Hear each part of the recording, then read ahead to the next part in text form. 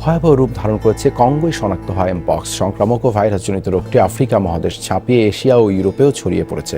ক্রমেই বেড়ে চলেছে প্রাণহানির সংখ্যা। ঘাতক ভাইরাসে আক্রান্তের সংখ্যা নাগালের বাইরে চলে যাওয়ায় বিশ্বজুড়ে জনস্বাস্থ্য জরুরি অবস্থা জারি করেছে বিশ্ব স্বাস্থ্য সংস্থা WHO।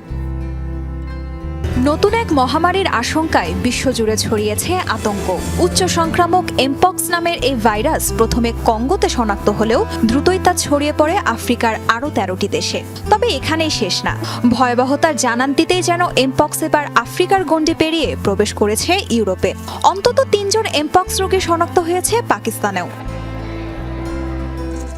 পশু থেকে মানকিপক্স মানুষে সংক্রমিত হলেও এখন এই ভাইরাস মানুষ থেকে মানুষে ছড়াচ্ছে।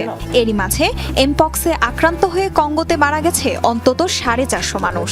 পরিস্থিতির ভয়াবহতায় বিশ্বজুড়ে জনস্বাস্থ্য জরুরি অবস্থা ঘোষণা করেছে বিশ্ব স্বাস্থ্য সংস্থা WHO। পরিস্থিতি ভয়াবহ। আফ্রিকা মহাদেশ ছাড়াও এমপক্সে আক্রান্ত রোগী শনাক্ত হয়েছে এশিয়া ও ইউরোপে। এজন্য আমরা জরুরি স্বাস্থ্য অবস্থা ঘোষণার সিদ্ধান্ত নিয়েছি। স্বাভাবিকের তুলনায় দ্রুত ছড়িয়ে পড়ছে এমপক্স। মৃত্যুর হারও অনেক বেশি। শারীরিকভাবে দুর্বল রোগীদের মারাত্মক ক্ষতি করছে ভাইরাসটি। আফ্রিকার পূর্বাঞ্চলে এর প্রাদুর্ভাব বেশি থাকলেও দেশের সীমানা অতিক্রম করেছে এমপক্স। এমপক্সের 2টি প্রধান ধরন ক্লেড 1 এবং ক্লেড 2 শনাক্ত করা হয়েছে।